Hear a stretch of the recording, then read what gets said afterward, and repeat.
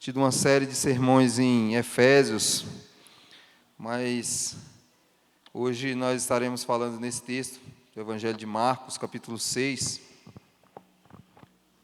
Há alguns domingos, alguns meses, o Senhor vem falando muito ao meu coração através dessa passagem, que fala sobre Jesus Cristo andando por sobre o mar.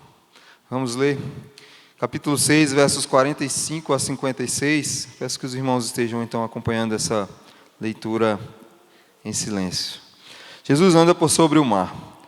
Logo a seguir, compeliu Jesus os seus discípulos a embarcar e passar adiante para o outro lado, a Betsaida, enquanto ele despedia a multidão. E tendo-os despedidos, subiu ao monte para orar. Ao cair da tarde, estava o barco no meio do mar, e ele sozinho em terra. E vendo-os em dificuldade a remar, porque o vento lhes era contrário, por volta da 4ª vigília da noite, veio ter com eles, andando por sobre o mar, e queria tomar-lhes a dianteira. Eles, porém, vendo-o andar sobre o mar, pensaram tratar-se de um fantasma e gritaram, pois todos ficaram aterrados à vista dele. Mas logo lhes falou e disse: tende bom ânimo, sou eu, não temais. E subindo para o barco para estar com eles, e o vento cessou, ficaram entre si atônitos, porque não haviam compreendido o milagre dos pães. Antes o seu coração estava endurecido. Estando já no outro lado, chegaram à terra em Genezaré, onde aportaram. Saindo eles do barco, logo o povo reconheceu Jesus, e percorrendo toda aquela região, traziam em leitos os enfermos para onde ouviam que ele estava. Onde quer que ele entrassem, nas aldeias, cidades ou campos, punham os enfermos nas praças, rogavam-lhes que os deixasse tocar, ao menos na orla da sua veste, e quantos a tocavam, saíam curados. Vamos orar. Querido Deus, Pai soberano, rendemos graças ao Teu nome, ó Deus, e te pedimos que nesse momento, ó Deus, a Tua santa palavra adentre aos nossos corações, que pela iluminação do Teu Santo Espírito, ó Deus, o Senhor continue falando conosco, ó Pai, no nome de Jesus. Amém. Meus queridos, alguns fatores em geral colaboram para que as pessoas tenham mais ou menos ânimo. Alguns fatores colaboram para que essas pessoas estejam mais ou menos entusiasmadas. Alguns desses fatores podem girar em torno da economia de um país, o crescimento econômico, a criação de empregos estáveis, que vai trazer então uma direção para a economia do país, uma estabilidade. A política também pode ser um desses fatores que trazem mais ou menos ânimo para um determinado povo, uma política estabilizada em que as pessoas confiem nos seus líderes, confiem naqueles que foram eleitos para defender os interesses do povo. Alguns dizem que se mantêm mais ou menos animados de acordo com o avanço da tecnologia. Avanços tecnológicos que podem gerar esperança de um futuro mais confortável, esperança de um futuro mais tranquilo, em que a tecnologia nos ajude a viver de uma forma melhor. Alguns acham que questões sociais, questões ou pautas sociais, pautas ambientais, podem ser trazidas e trazer um ânimo ou um desânimo para um determinado grupo.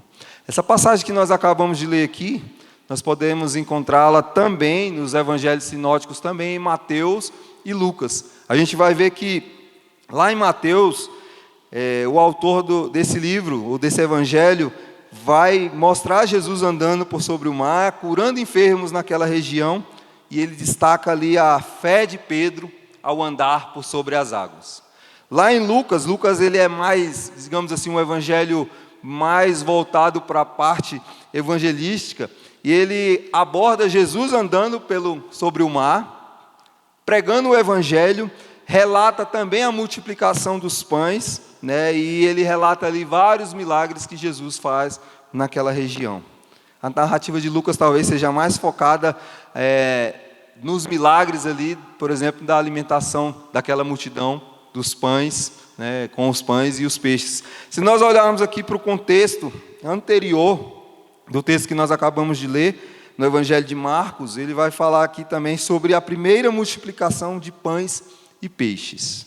A gente vai ver que Marcos ele enfatiza esses milagres, é um livro talvez o mais direcionado, e precisamente os teólogos falam que o Evangelho de Marcos foi o primeiro dos evangelhos, dos 4 evangelhos a serem escritos, né, a ser escrito. Talvez aí o mais antigo livro do Novo Testamento, escrito ali por volta do ano 60 depois de Cristo, quando os cristãos enfrentavam então uma perseguição do Império Romano.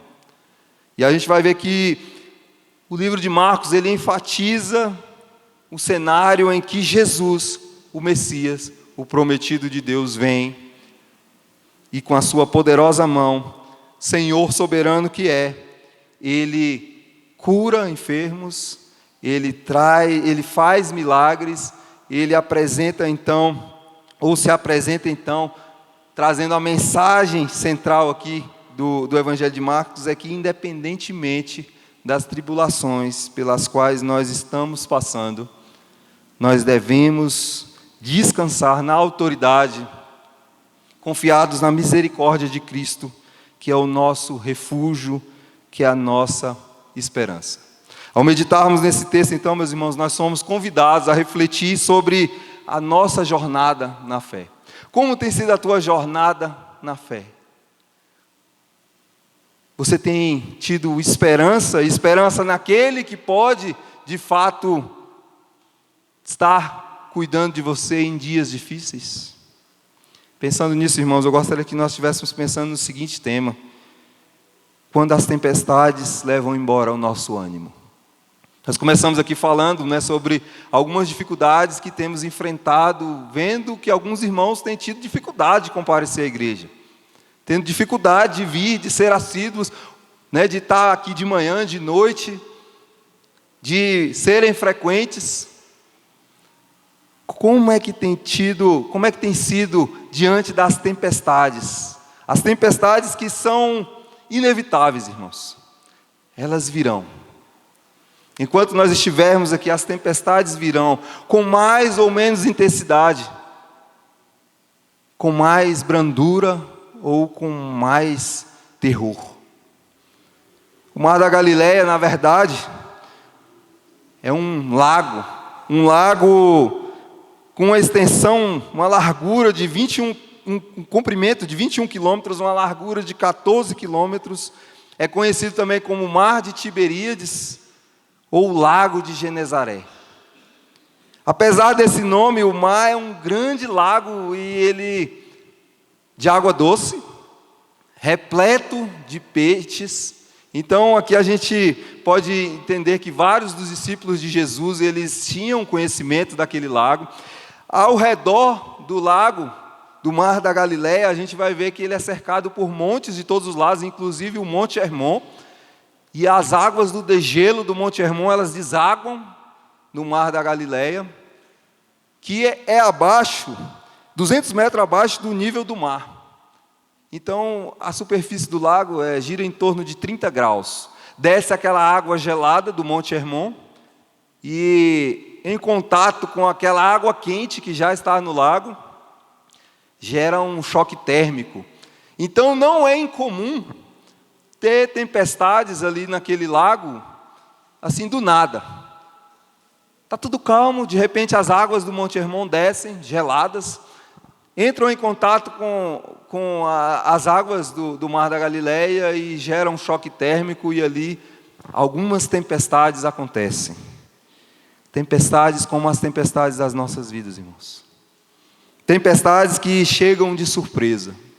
Não avisam, não mandam um e-mail, não mandam um zap dizendo, olha, vou chegar aí. A dificuldade, a tempestade não nos avisa. Mas nós estamos propensos a enfrentá-la. Nesse mundo tereis aflições. Quantas aflições nós já passamos.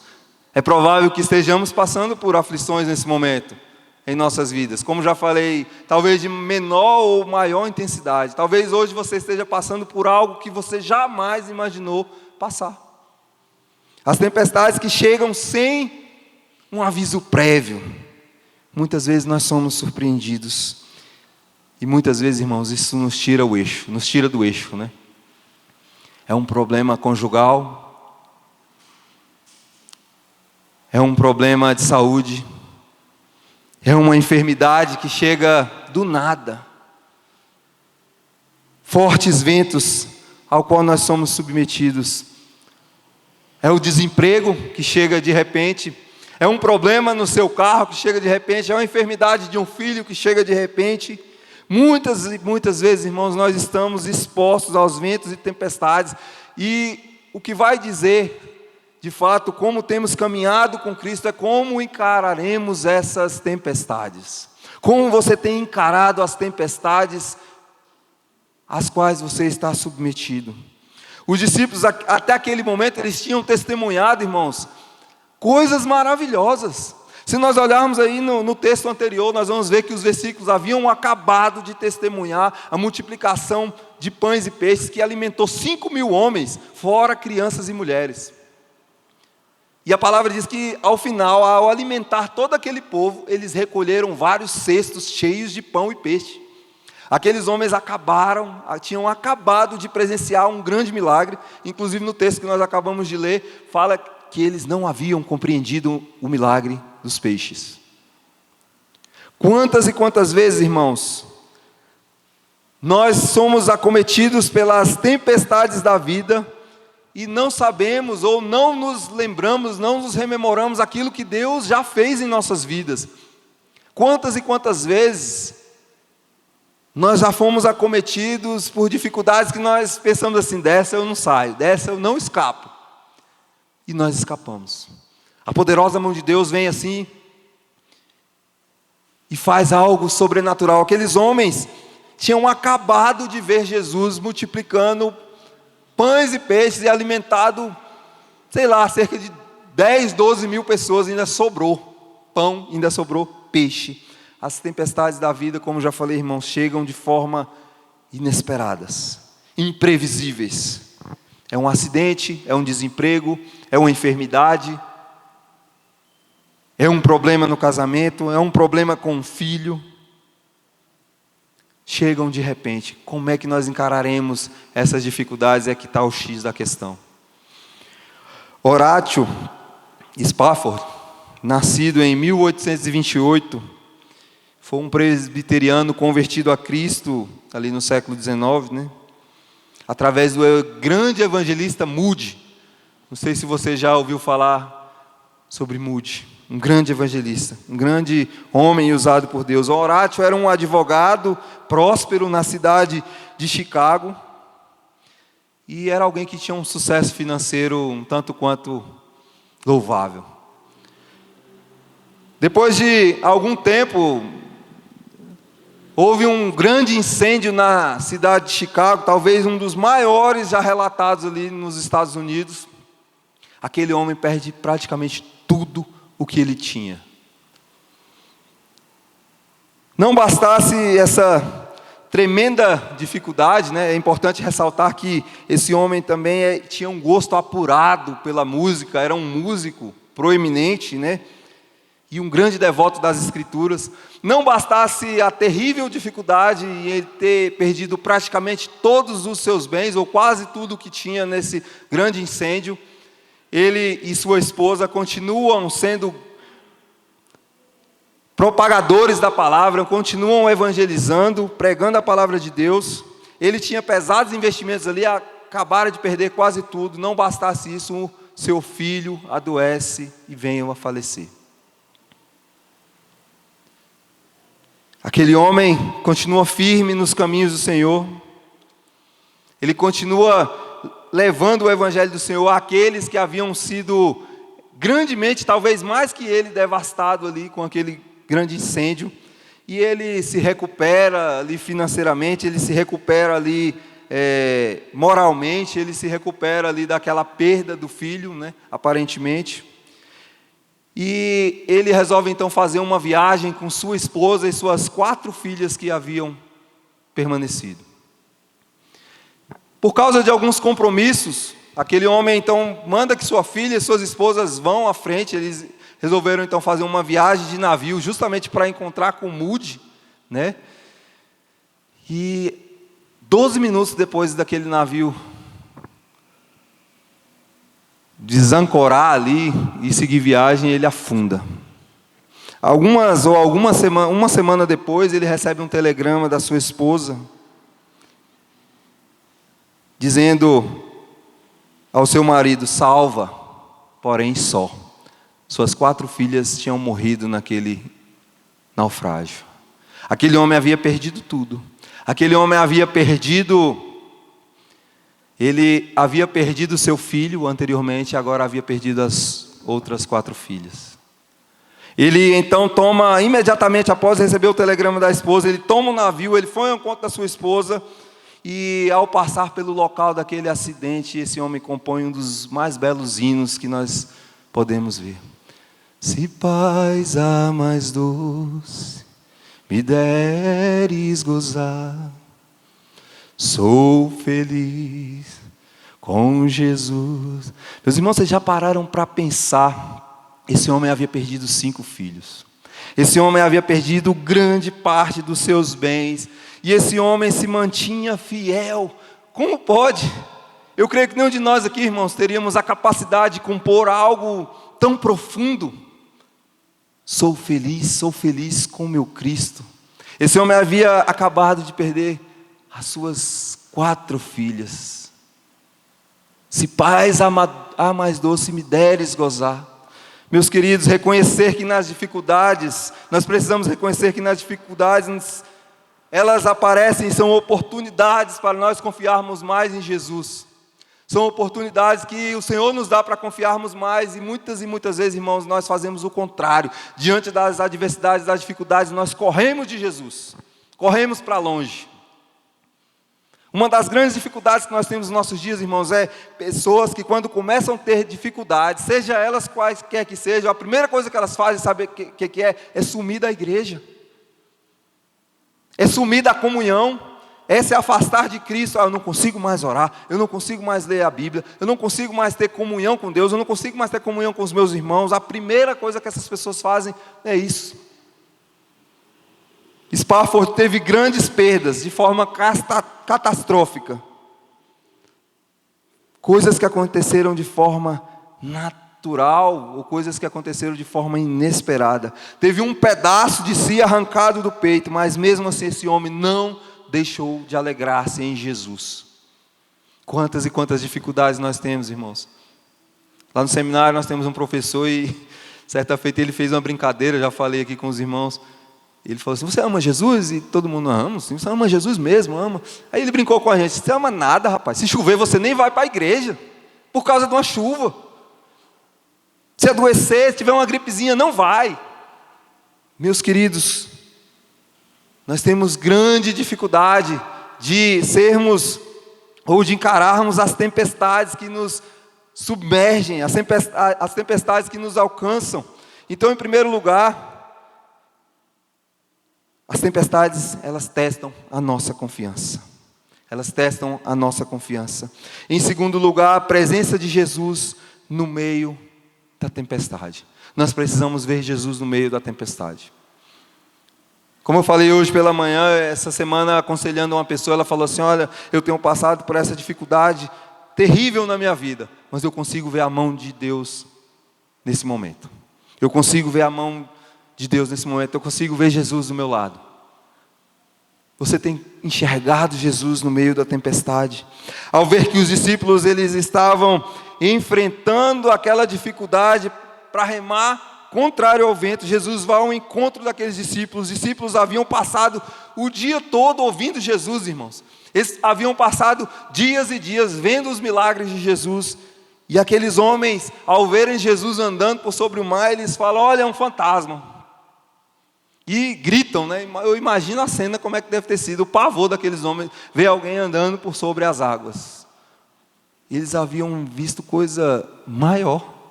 Se nós formos botar aí em uma balança de comparação. Jesus despede aqueles homens e fala: podem ir.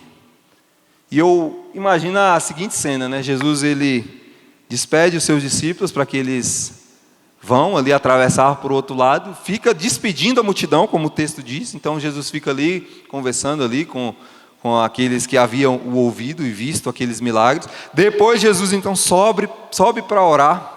E quando Jesus olha para o mar, aqueles homens estavam tendo uma grande dificuldade. Esse trecho, meus irmãos, mostra a divindade de Jesus e o poder que Ele exerce sobre tudo. A sua soberania, inclusive, sobre a natureza e as forças da natureza. Quem é esse? Quem é esse Jesus que anda por sobre as águas? Quem é esse Jesus que multiplica pães e peixes? Quem é esse Jesus? Jesus, então, fala para aqueles homens: olha, tenham calma. Tende bom ânimo, sou eu. Meus queridos, é isso que Jesus fala para nós diante das nossas adversidades, diante das nossas dificuldades. Tenham bom ânimo, sou eu. Tenham bom ânimo, sou eu. E muitos irmãos, muitas das nossas dificuldades nós temos tentado enfrentar sozinhos. Nós temos tentado enfrentar sozinhos e a gente tenta resolver do nosso jeito. Eu vou resolver do meu jeito o meu problema aqui conjugal, eu vou resolver do meu jeito o meu problema aqui com meu filho, eu vou resolver do meu jeito. Aqui, olha, eu estou desempregado, mas eu preciso trabalhar, eu vou resolver do meu jeito. Precisamos enxergar Jesus na tempestade. Os discípulos ficaram assustados, os discípulos não então compreenderam que era o próprio Cristo. Essa mesma história, talvez em um relato um pouco mais detalhado, no livro de Mateus, como já falei, nós podemos encontrar essa história nos 3 evangelhos sinóticos, Mateus, Marcos e Lucas. Em Mateus a gente vai ver que Pedro, ao avistar Jesus, então ele vai ao encontro de Jesus. Jesus, né, fala: venha ao meu encontro. A gente vê que Pedro anda por sobre as águas com Jesus. O mesmo Pedro que depois negará Jesus, será um traidor. O mesmo Pedro que havia falado pouco antes que Jesus era o Cristo, o Filho de Deus. E a gente vê que, eu gosto bastante dessa passagem, né? Pedro, ele, ao duvidar ali, ao ter falta de fé, ele começa a afundar. Jesus, e ele grita, né? A palavra diz que Pedro grita: Senhor, me socorre. E Jesus apenas estende a mão e levanta Pedro.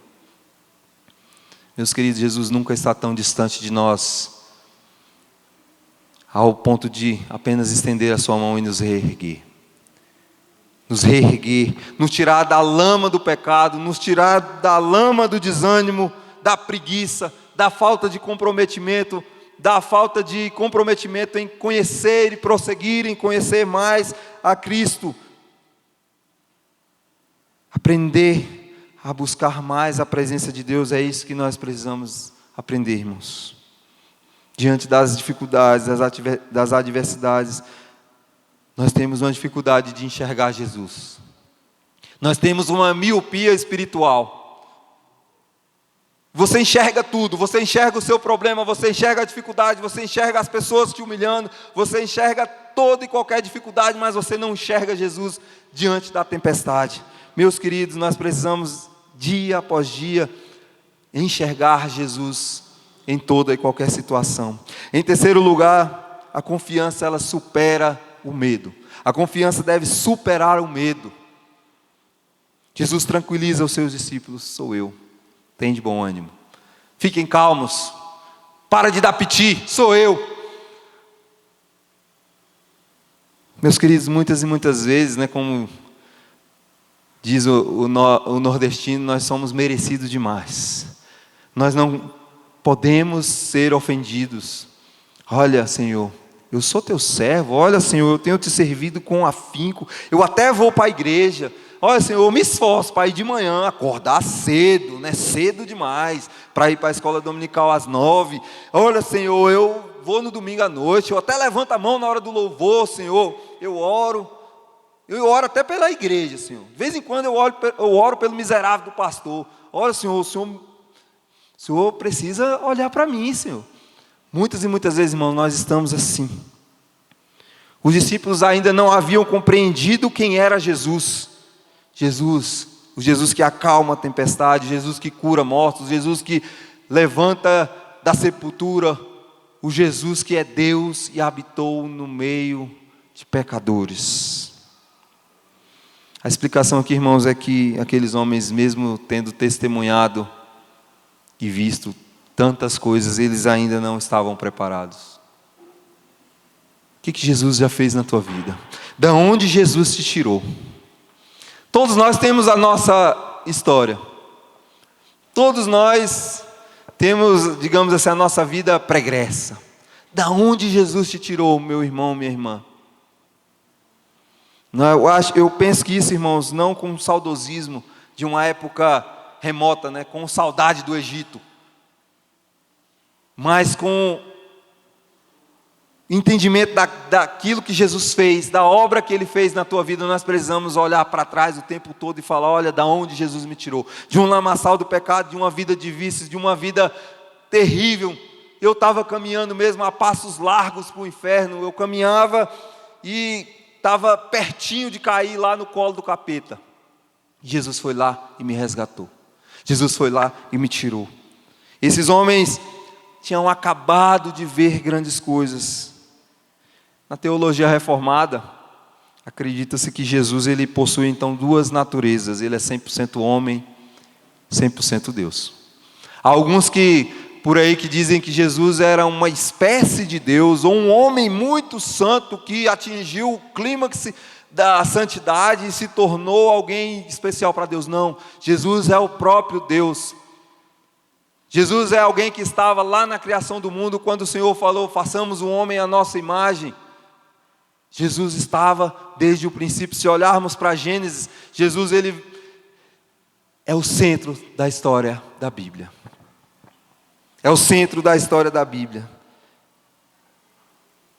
100% homem, 100% Deus. O homem que andou por sobre as águas. O Deus que habitou em meio de pecadores. Essas duas naturezas, irmãos, elas coexistem. Elas são inseparáveis. Ele não é mais homem do que Deus, nem mais Deus do que homem. Ele é 100% homem, 100% Deus. Nós precisamos, diante disso, fortalecer a nossa fé na soberania de Cristo, mesmo quando as circunstâncias são adversas. Mesmo quando você acha que está sozinho, caminhando pelo vale da sombra da morte. É você olhar para o lado e enxergar Jesus. Para concluir, essa confiança ela deve nos levar à adoração. Se nós olharmos aí dos versos 53 a 56, a gente vai ver que Jesus, então, após fazer tudo isso, ele e os seus discípulos visitam vilas, cidades pequenas, grandes cidades, e a gente vai ver que Jesus, então, causa um certo alvoroço por onde ele passava, porque traziam para que ele curasse enfermos, traziam para que ele curasse endemoniados, e Jesus faz mais e mais milagres, cura mais e mais enfermos. Alguns, ao ponto de apenas tocar nas vestes de Jesus, procuravam a cura, procuravam ser libertos de espíritos imundos. Jesus e os seus discípulos propagavam, então, o evangelho de salvação. Meus irmãos, algumas aplicações práticas que nós podemos trazer, então, para a nossa vida nessa noite é que precisamos confiar mais na soberania de Cristo. Aquilo que nós não podemos ou não temos de forma nenhuma como resolver, nós precisamos entregar nas mãos de Cristo. Às vezes, diante do empecilho, de uma enfermidade, nós precisamos entregar nas mãos de Cristo. Muitas e muitas vezes nós confiamos, em médicos, confiamos, como comecei falando aqui, na economia do país, nos políticos que elegemos. Precisamos confiar mais em Cristo. A ação de Cristo na vida dos aflitos. Ele não está inerte, irmãos.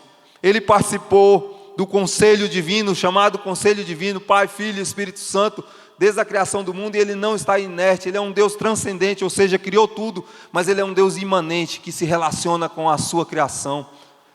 O seu problema, por mais bobo que seja, e você acha: nossa, eu tenho esse problema, mas é tão bobo, que eu tenho até vergonha de pedir para Deus. Ele não está inerte quanto a isso. Ele está preocupado com a tua situação. Ele está preocupado com aquilo que tem acontecido. Ele é o único que pode de fato te dar a solução. Precisamos confiar mais na capacidade de Jesus em transformar vidas. transformar vidas. Esses homens aqui andaram com Jesus por 3 anos, e a gente vai ver que no final do ministério de Cristo, eles ainda precisavam ser mudados. Ainda precisavam amadurecer na fé cristã. Ainda precisavam prosseguir em conhecer a Cristo e continuar conhecendo dia após dia. Meus irmãos, nós somos convidados a confiar na soberania de Cristo. Ela controla todas as circunstâncias das nossas vidas. A soberania de Cristo. Cristo demonstra a sua compaixão ao atender às necessidades humanas. Como já falei, Ele não está alheio àquilo que você tem passado. Ele não está alheio à tua dificuldade. Seja ela qual for. Seja ela qual for. Ele está pronto a atender. Ele está pronto a caminhar contigo. Meus queridos, que essas verdades fortaleçam a nossa fé. Que essas verdades, elas encham os nossos olhos e os nossos corações de esperança. Que mesmo diante da mais terrível adversidade, você consiga ver Jesus. Que você não se esqueça do que Ele fez, do que Ele faz e do que Ele fará. A Bíblia fala que nem olhos viram, nem ouvidos ouviram, nem jamais penetrou em coração humano aquilo que Ele preparou para nós. Jamais. Que Ele nos abençoe. Queria chamar a Mônica e a Bia aqui à frente, que ao cantarmos esse cântico você reflita um pouco disso que nós acabamos de conversar, entendendo que o Senhor, Ele é o único capaz de nos manter animados, mesmo na tempestade. Abaixe sua cabeça, fale com Deus nesse momento.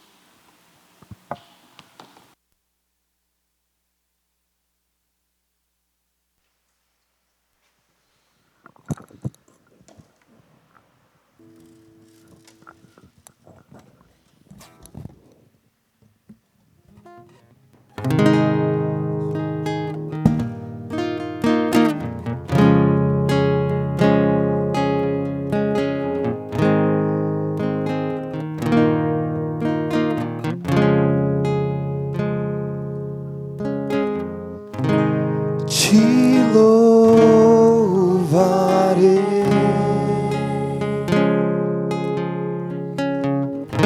não importam as circunstâncias, adorarei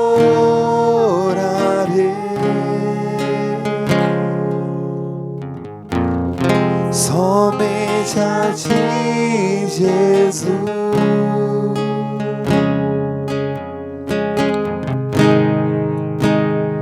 Perto quero estar,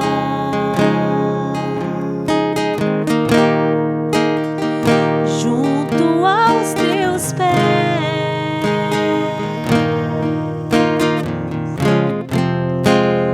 pois prazer maior não há que me render e Te adorar.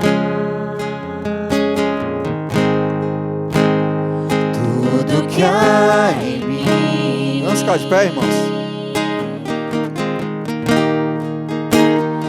quero Te ofertar.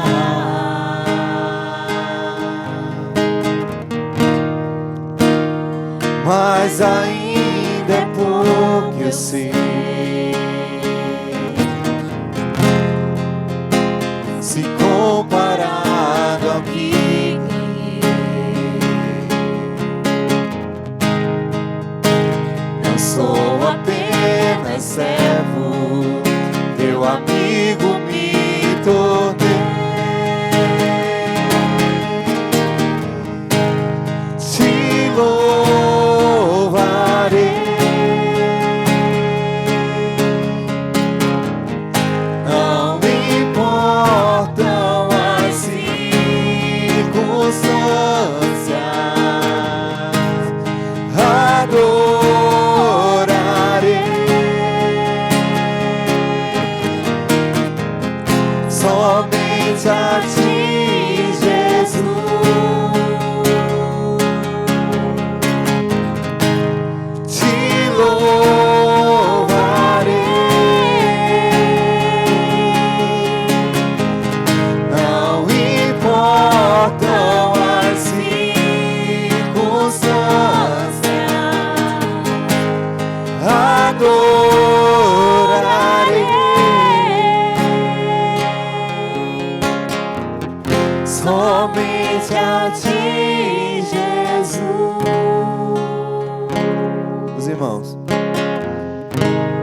te louvo.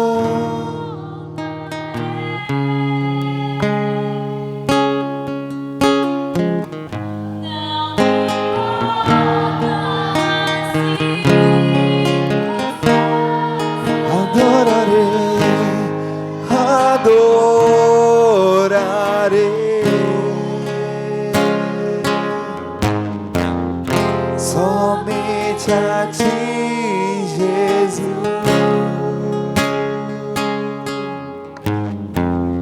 Somente a ti, Jesus.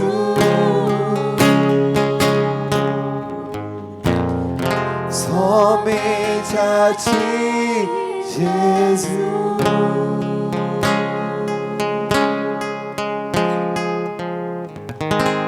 Querido Deus, amado Pai, nós rendemos graças ao Teu nome, ó Pai. Glorificamos e exaltamos a Ti, Pai querido.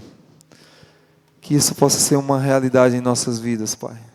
Que mesmo diante das dificuldades, ó Deus, dos intempéries e tempestades da vida, nós possamos, ó Deus, compreender que precisamos confiar e que confiemos de fato, ó Pai, de coração e de verdade em Ti, ó Pai. Continua abençoando o Teu povo aqui nesse lugar, ó Pai. Que dia após dia nós possamos enxergar, ó Deus, nas tempestades das nossas vidas, o Teu Filho Jesus Cristo, Pai.